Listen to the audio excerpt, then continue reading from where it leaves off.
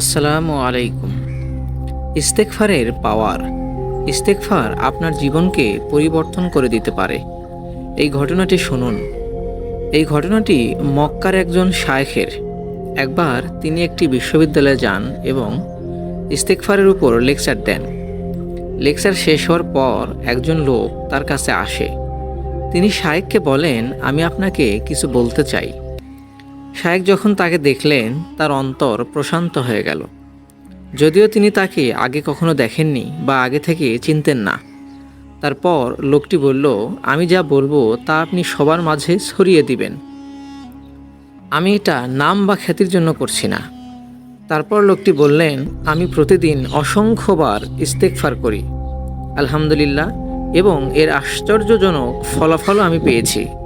তখন শায়েখ অবাক হলেন এবং অশ্রুসিক্ত চোখে বললেন, হে আমার ভাই, তুমি তো জিকির দিয়ে তোমার অন্তরকে সিক্ত করে রেখেছ। তুমি কি এর কোনো বিনিময় পেয়েছ? সেই লোক তখন বললেন, আমাকে কখনো দোয়া কবুলের জন্য হাত উঠাতে হয় না, তার আগেই আমার চাওয়াগুলো পূরণ হয়ে যায়। সুবহান আল্লাহ। এটাই হচ্ছে ইস্তেগফারের পাওয়ার। ইস্তেগফার এমন একটি পাওয়ারফুল আমল। ইস্তেগফার আমার জীবনকে পরিবর্তন করার ক্ষমতা রাখে। এই ঘটনাটি তার বাস্তব প্রমাণ। আপনি যদি ইস্তেগফারকে আঁকড়ে ধরেন, তাহলে প্রত্যেকটা সমস্যা ইস্তেগফার দ্বারা সমাধান হতে পারবে। আপনি হাত ওঠানোর আগেই আপনার চাওয়াগুলো আল্লাহ তাআলা পূরণ করে দিবেন। আপনি দোয়া করার আগেই আপনার দোয়াগুলো পূরণ হয়ে যাবে, যদি আপনি ইস্তেগফারের সাথে আঠার মতো লেগে থাকতে পারেন। সবসময় ইস্তেগফার করতে হবে। চলতে ফিরতে, উঠতে বসতে ইস্তেগফার করতে হবে। আপনি চাইলে কাজ করতে করতেও ইস্তেগফার পড়তে পারেন। যদি আপনি সারাদিন ব্যস্তও থাকেন, তাহলে যখন আপনি ফ্রি হবেন, আধা ঘন্টা বা 1 ঘন্টা টানা পড়ে নেবেন। এটাও অনেক কাজে আসবে।